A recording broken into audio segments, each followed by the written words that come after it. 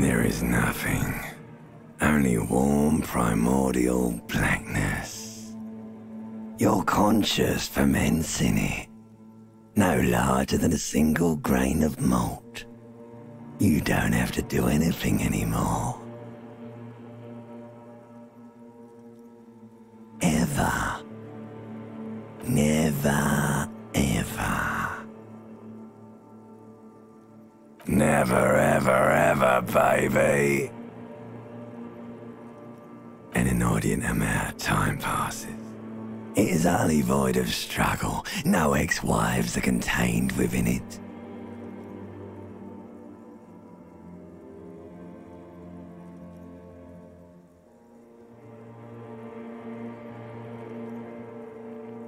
An awareness creeps up on you. A mass lies hidden in your dead angle, soaking in some lurid acidic source. It's bloated and shameful. A ball of meat surrounding you. This is a Ex-love. Ex-tenderness. It is foolish of you to resurface to the loss. Not after all the damage you've suffered to get here. Some of it irreversible. Stay. Sail with me through the abyssopelagic zone. Do you really? You wouldn't like it if I told you what was back there. Why'd you think you had to bludgeon yourself into oblivion? Or did you not sense yourself marinating? Poured so much on yourself. Fear and apprehension. You should ask what's out there first.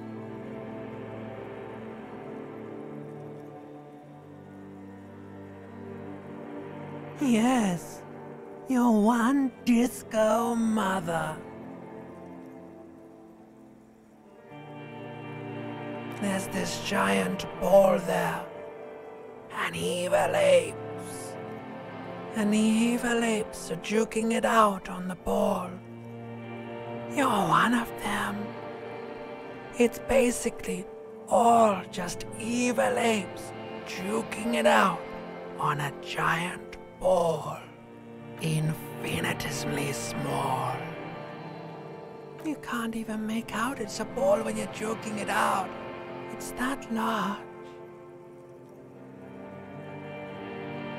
Vying for resources is just a stupid expression you picked up somewhere. The part of the presentation you want to take home. Somewhere in the sore, bloated man-meat around, like a fly to the ointment, your conscience sticks to it.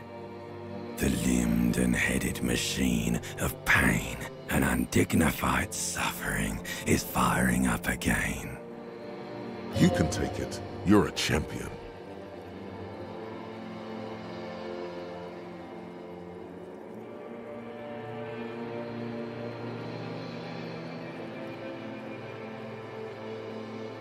The stench of liquor rises from your mouth, and with it, an ungodly headache.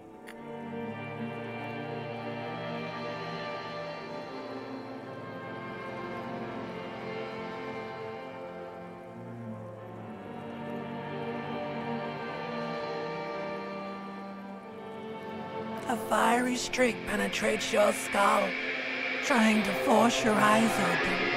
It's a sound, a clarion call.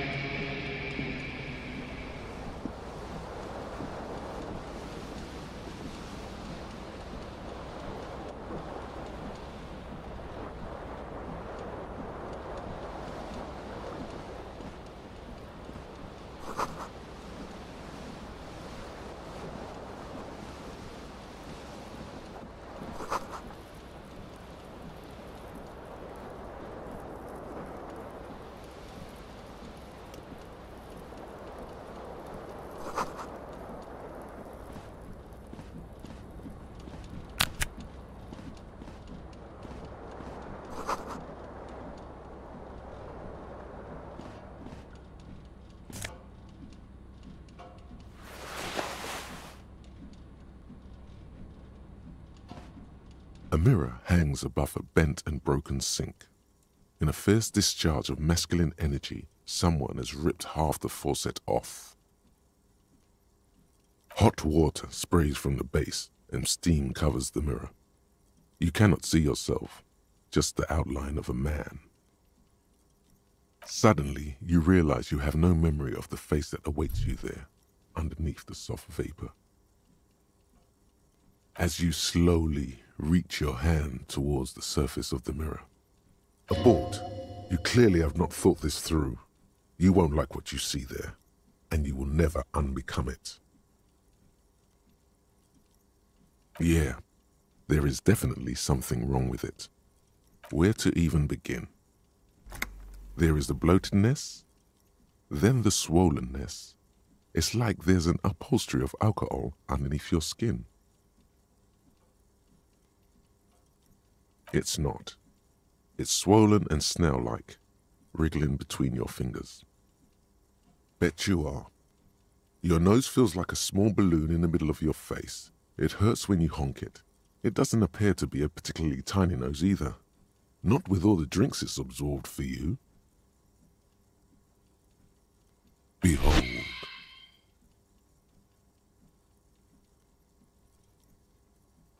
You have no idea who this thing is, do you?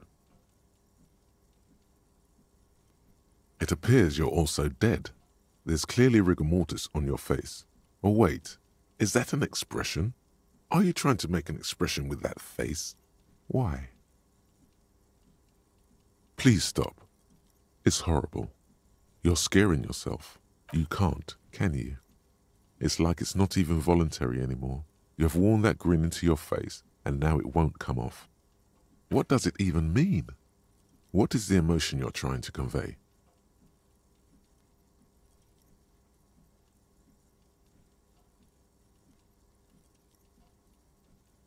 There might have been, 10 years ago. It's little more than a cadaverous spasm now.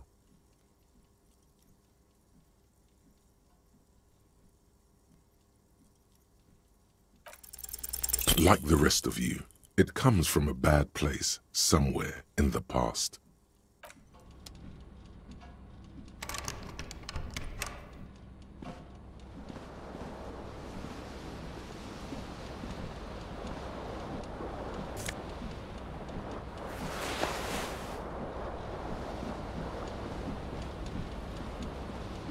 This fan has two chain pull switches. One ends in a tiny fan, the other in a light bulb. A truly horrific necktie has somehow attached itself to one of the blades. Or has it been consigned there as punishment? You feel as though this creature is your friend and wants to reattach itself to your neck so that you may continue your adventures together in this strange world. You swoop up and catch the tie. Snap. It's released from the blade. Warning, what you have in your hand is a fantastically colorful tie. With 4 or 5 of the blades come squeaking to a halt. A terrible mistake. Turn the lights off immediately. You can practice. It's just a little hangover-induced photosensitivity. Don't overreact. The lights are off.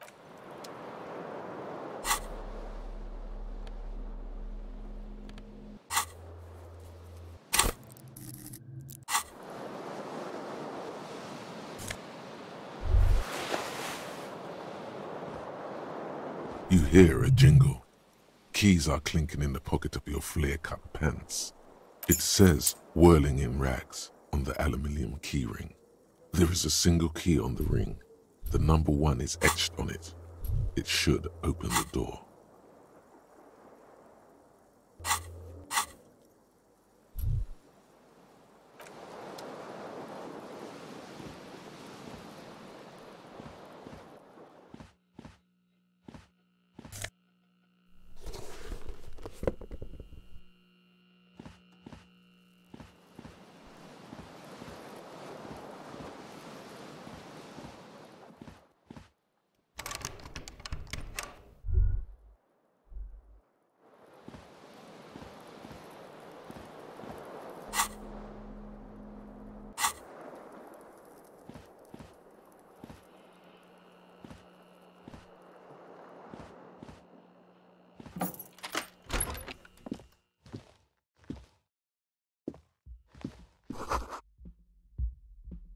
Hello, officer. The young woman raises a cigarette to her lips. No. There's only one solution to this. You're a businessman. Because you're a police officer, sir.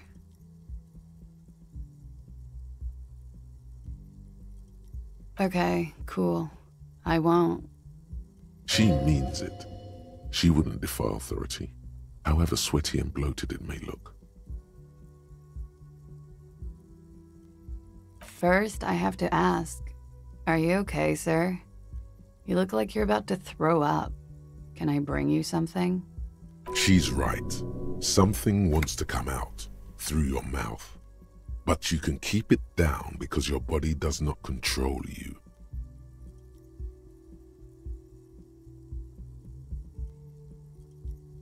Sir, you've been here for 3 days. On official police business, as you put it. Couldn't say. In truth, so far, mostly drinking.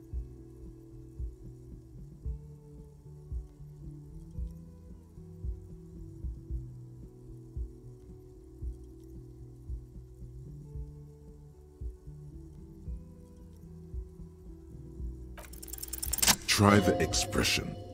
Come on, why are you still doing this?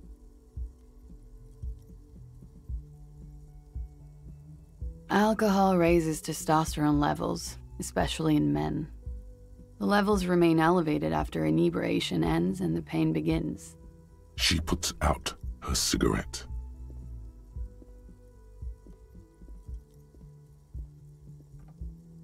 She looks back at you, a light glinting off her eyes. And now, it never stops. Goodbye.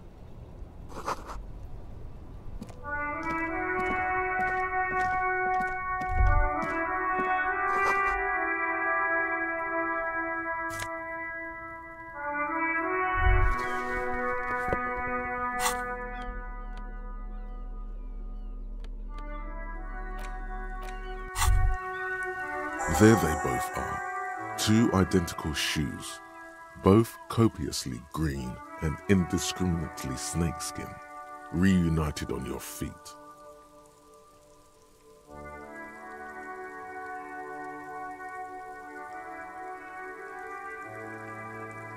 It's pretty clear a normal cop is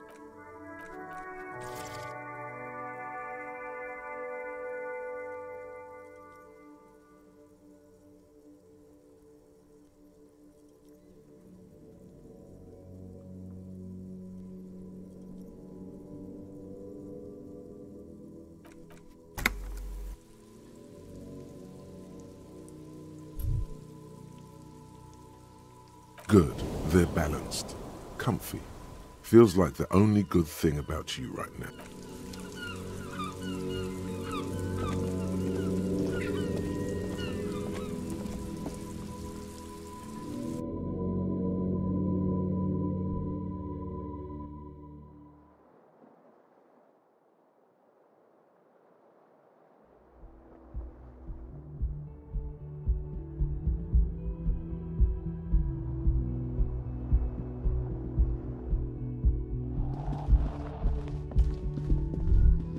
You should pick that fat, juicy cigarette butt from the tray, light it up, and smoke the living shit out of it.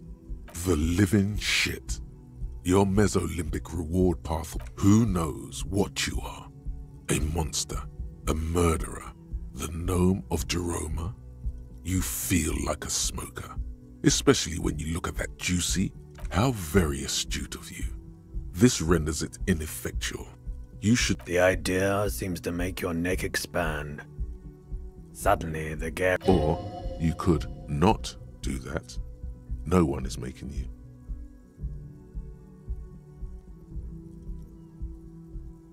Good.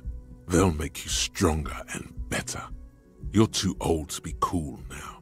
But fine cigarettes. Plus, smoking them gives massive bonuses.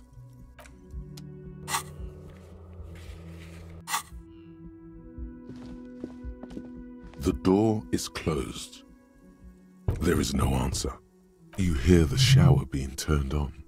Somewhere inside, a tremendous loneliness comes over you. Everybody in the world is doing something without you. The door is closed. Still no answer. Still nothing. You should punch a fucking hole in it. The murmur in your ear.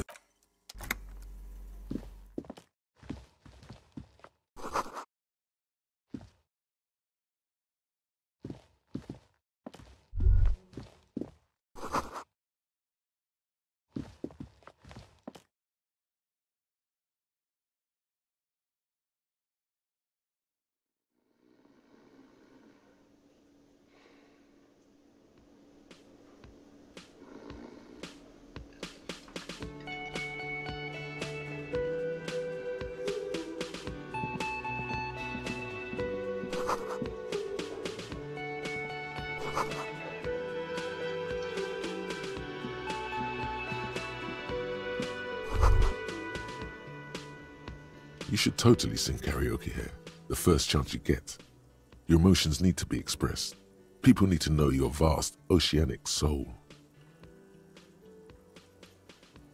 Utterly. And it needs to be through a PA system, by other people, whether they like it or not. Ram it up their ears, says your adrenaline gland.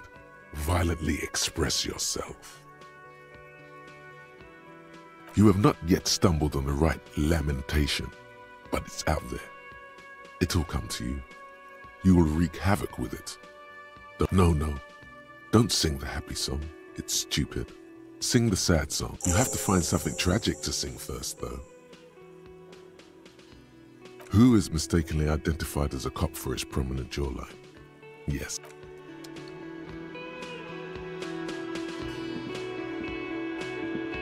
A man in his late 20s stands behind the counter, inspecting a stuffed seabird. As you approach, he gives you a sideways glance, then looks down again.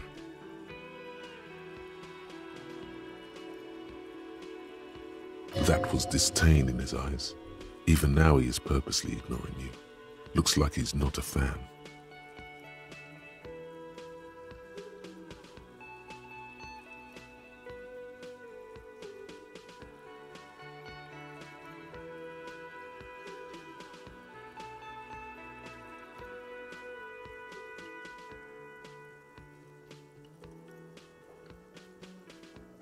No, I'm not the bartender. I'm the cafeteria manager.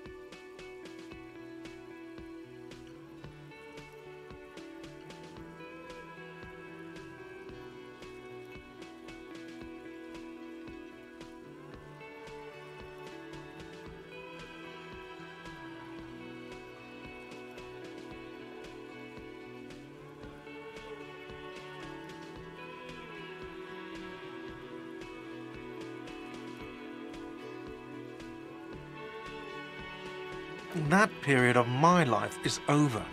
Not everyone who stands behind a counter is a bartender, okay? I'm the cafeteria manager.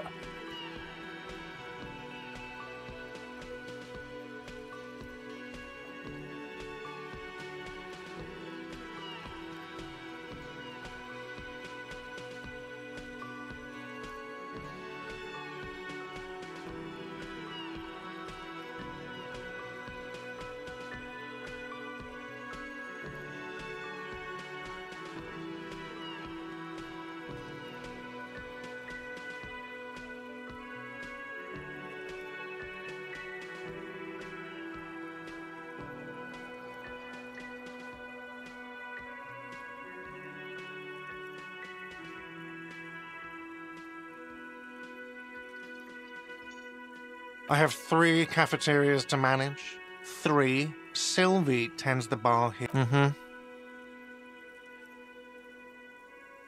A competent work of taxidermy. The white and brown seabird lies among piles of coasters and drying mugs. One of its wings broken. The man is trying to mend it. Looks like the bird was ripped off the shield that was used to mount it. Something about it makes you feel bitter. Look, your buddy is over there. Why don't you go and talk to him, okay?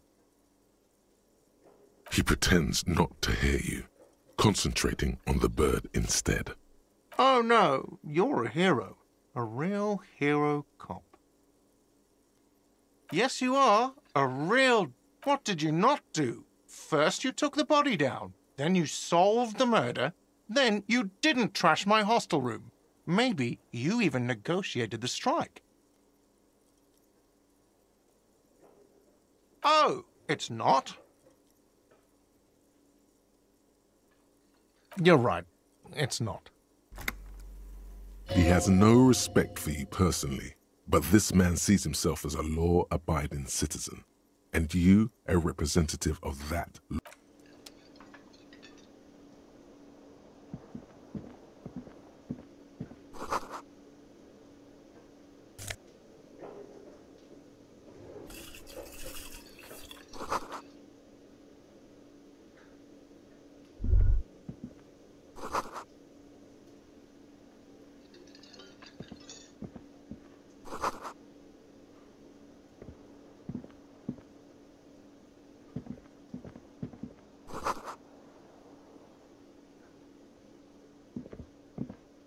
Hello, sweetie. You shouldn't keep your colleague waiting.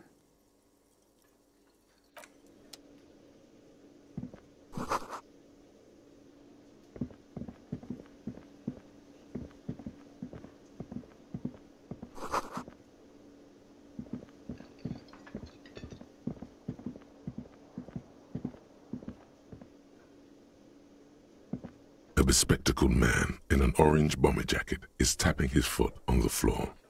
Looks like he's waiting for someone. You. As you approach, he narrows his eyes and extends his hand in greeting.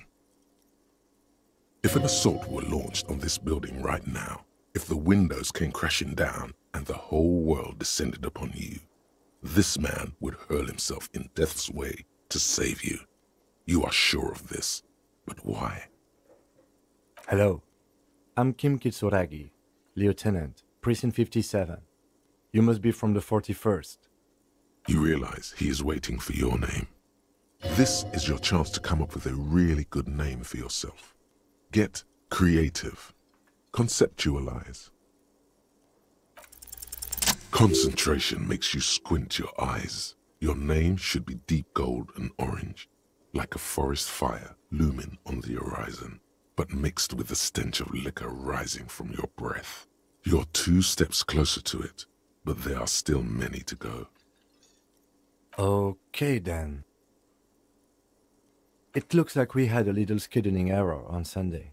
Saturday too, actually. Have you had time to talk to the manager here? If you don't mind, we should talk to him again. Ask him for a rundown of the area. Now that I'm here as well. I understand the scene is out back, right? It also wouldn't hurt to assure him the police are finally here. In full force, I mean. Have you mapped out the initial interviews?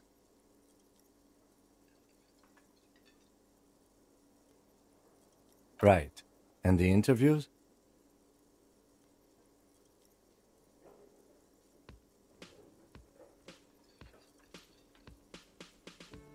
At the 57th, we like to prepare an initial list of persons of interest, and then just skim the surface.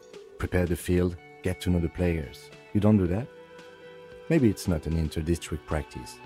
Okay, we'll have time for that after we have you removed the dead body from the tree.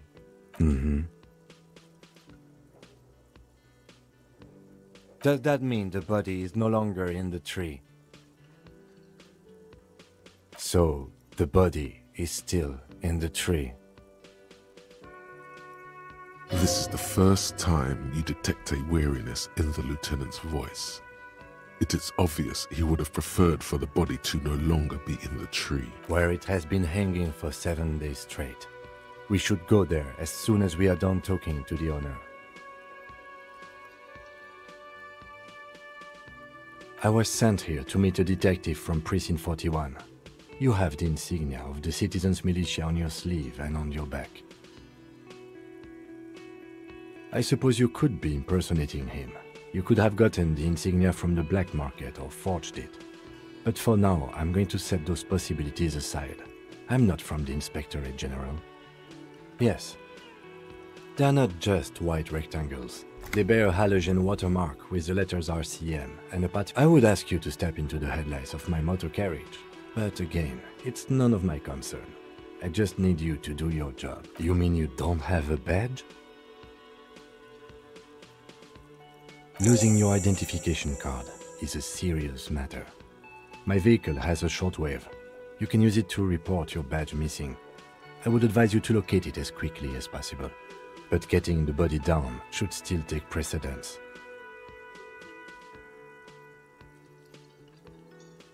We all feel that way sometimes. There is no such thing as a police officer, I'm afraid. What remains is that there is a dead body in the tree. Someone has to figure out who put it there. If we don't, no one else will. But first, we have to take it down. I can see you drank last night and the night before, and that you are still drunk now. But I have seen officers go through. If you need something for your headache, there is a general store nearby. But as I said, a painkiller would be good about now. This thing is, the best cure for a headache is, of course, morphine. They won't have that. So cigarettes will have to do. Talk to the manager. Then we go out back and take the body down. After you, officer.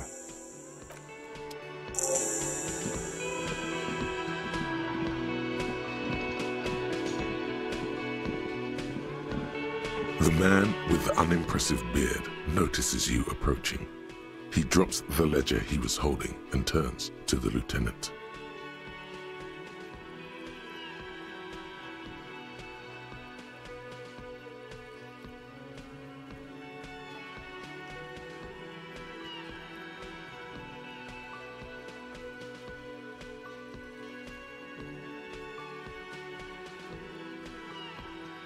Mr. Gart, right? You run this place.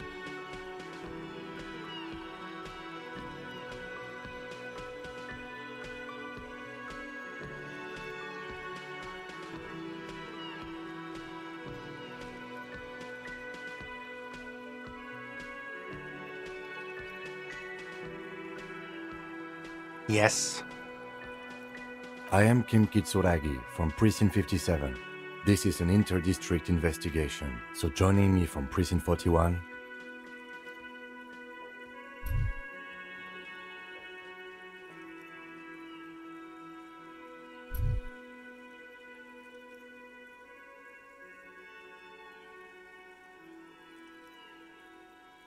What? I have no idea what that means. Never mind. Gloaming? What is this? Is this what you get when you call the police now? This guy? Lieutenant, we've been waiting for a week here. Sir, I understand your concern, but we are here to do a job. And for us to do it, I need you to stay calm. Yes, of course. For a moment, the cafeteria manager fidgets under the lieutenant's gaze. Then he gives in. I know it took us a while to arrive at the scene, but it also took you a while to call us. It was you who placed the call, correct?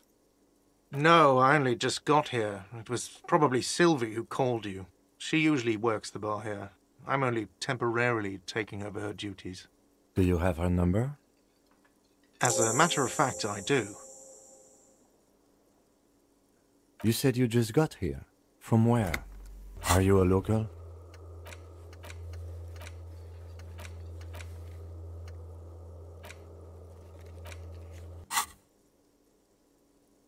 What, of Martinez? No, I live in Jamrock.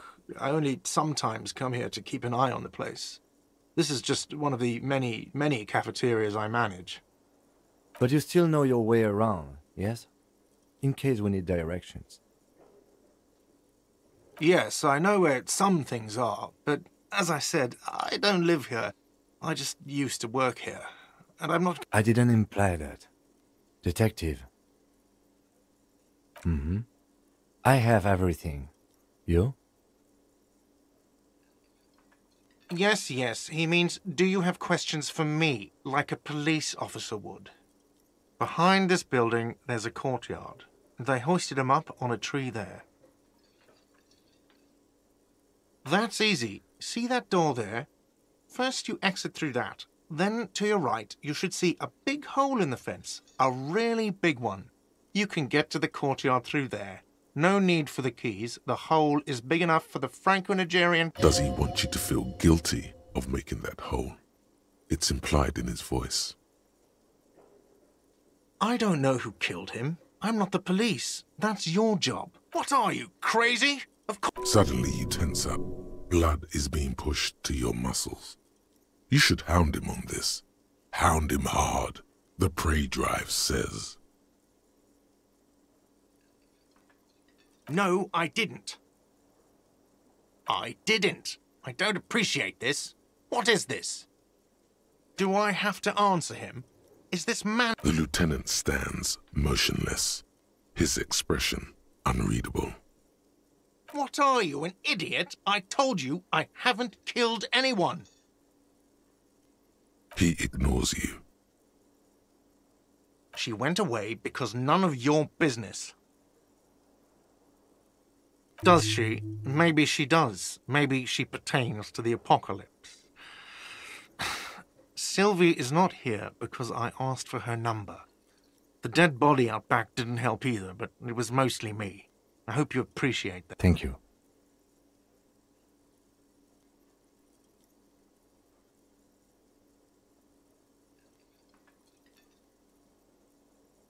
I asked an employee out. She didn't want to come, but felt obliged to. It was a bad idea. Now, what is so goddamn fascinating about that for you? It's got nothing to do with the lynching.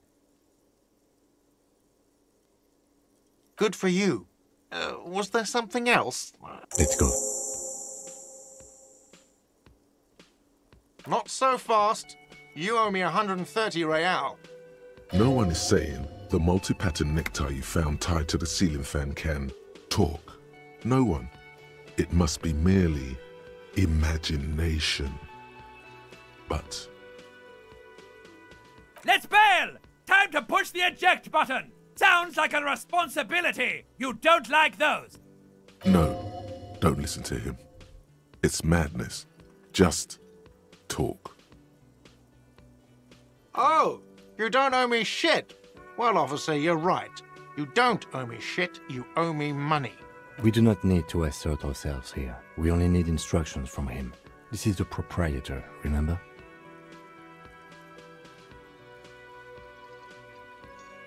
But you see, he didn't. You know, I get this all the time. Some hobo comes in here or some backpacking arsehole off the boat. The next day, when they can't make their fees, they get aggressive. I just never thought I'd be in this shit with a cop. Please, just... Who does that clown think he is? Arrest him! No one is saying that! No one is saying that Ty can talk!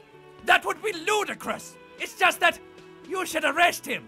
It would be wiser! He wants to take your money!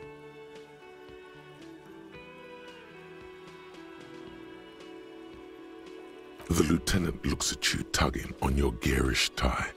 If you don't have the money, it's okay. None of us are in this for the wages. That's cop 4. I haven't offered to pay because I don't have any money either. What are you, brain damaged?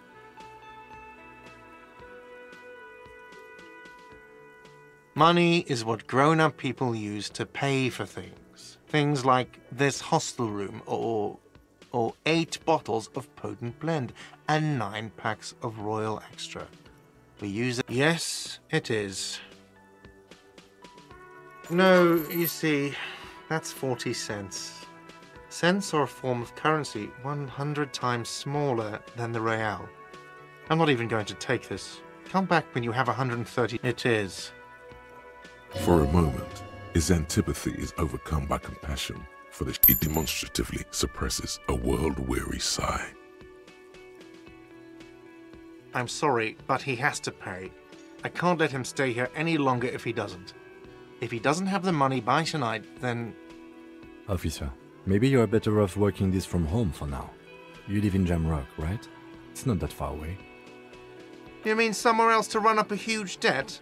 I don't think so. The union squeezed most places out of business to fund the strike. You're better off home. Officer, you really need to take this up with your station. I have a shortwave radio in my car. Call them, ask for assistance. Good luck.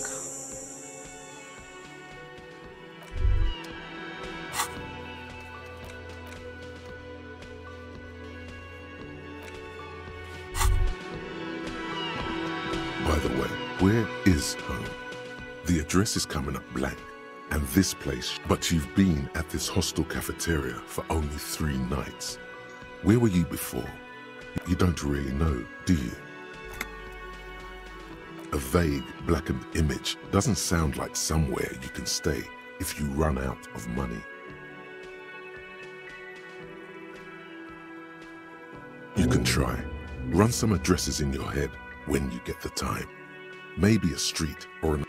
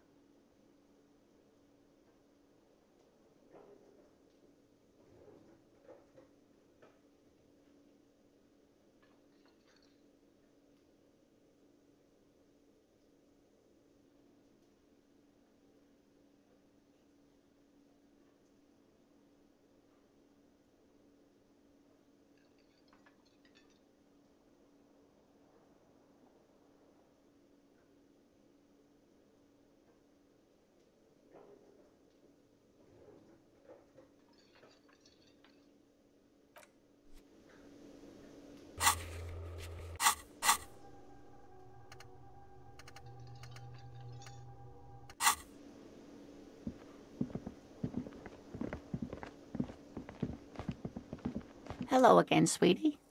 I see you've met up with your colleague. The lieutenant nods politely. Wait, who's Sweetie?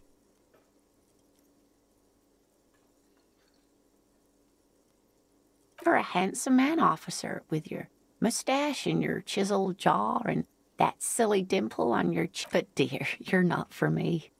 I'm too old and too married besides. In another time and place, she might have flirted back. You must forgive me. I'm getting so scatterbrained. I completely forgot to introduce myself. I'm Lena. My husband Morel and I are staying with our friend Gary just down the street, but I come here for tea when they're away. This Lena is wacky enough for the motley crew. Hire her on the spot. Whatever do you mean?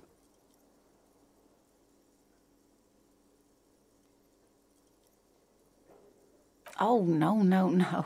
I haven't smoked in years. She shakes her head. Wait, maybe she knows where you can get cigarettes. You would do well to follow her example. Smoking is the reason you feel like a rag. You should really ask someone younger and more mobile. I'm glad you think so, but yes, dear, I'm... A paraplegic is someone with limited or no ability to use the lower half of their body. Paraplegia is caused by spinal cord injuries like falling from a great height, or a grenade explosion. No, dear. I'm not quite that old, although I was injured in the line of duty. Nothing so glamorous, dear. Though when I was young, I dreamt I was a training and development manager at a rapidly expanding mail-order shoe company. You'd think it would be a safe job, but I had to be everywhere, and, well, once I was lucky. This was almost 20 years ago, and I was compensated exceptionally well. One can only dream of such payoffs nowadays. No problem. There is no bitterness in her voice. She accepted the curiosity her condition inspires along. Oh, sweetie, I heard your conversation with the manager about your... If she could, this woman would feed and clothe.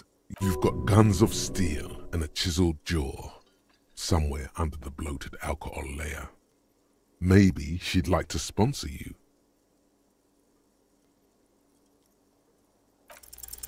Your deportment remains dignified as you shed a single manly tear. Sweetie, I only have a few cents on me, but I could give you this to pawn. Just to tide you over. Wonderful. He has a pin. The pin is round and slightly tarnished. 3 sailboats in bas relief with the sun hovering over the water behind them. Cross the plaza and follow the road along the coast. Down by the water, there'll be a shack nestled against an old stone facade. That's the pawn shop. An old friend of my husband's goes there often. He says the owner is quite helpful. Items that can be pawned at Bird's Nest Roy's appear in your inventory under the Items tab. You can pawn these items when talking to Roy.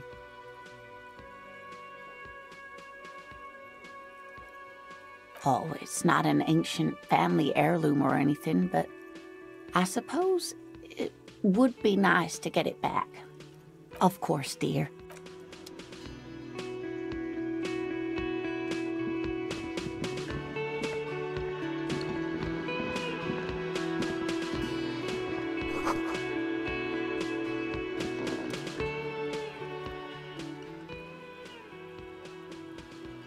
On the counter, rolled out of his open hand, you see a blister pack of headache medicine. The man does not mind. You probably need them. You've just picked up some magnesium. This item is stored in the bottom left corner of the screen above your character portrait. Use magnesium to heal your morale if you have morale damage.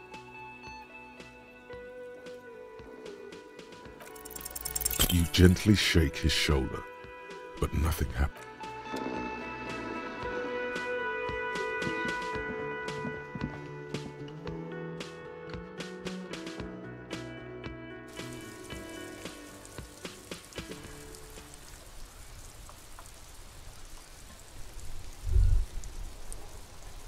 All around you, rain falls on the great city of Revachol. Rain drips from the eaves and floods the gutters, washing the filth away. The spring thaw must be here. The snow is melting. Looking up at the sky, cold water dripping from your hair. Grey sky like great battleships, clouds colliding with one another. Rain falls down on your shirt, sticks to your chest. The shoulders of your disco blazer grow heavy. You're not dressed for this weather.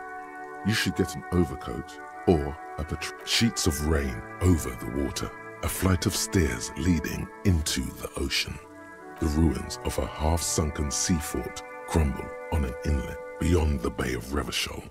Ghosts rise into the sky. Your hair is an oily mess flecked with ash from neighboring coal plants. There's a frit on the corner. A plastic coat is folded into a small triangle. The great gates of the industrial harbor are locked. Behind the gates, heaps of supply crates. You, on the Martinet, La Drusienne, Couron, the lower middle class, a silvery curtain of rain. This rain will not let up anytime soon. You should get a raincoat. There's a freight to the east. They sell them there.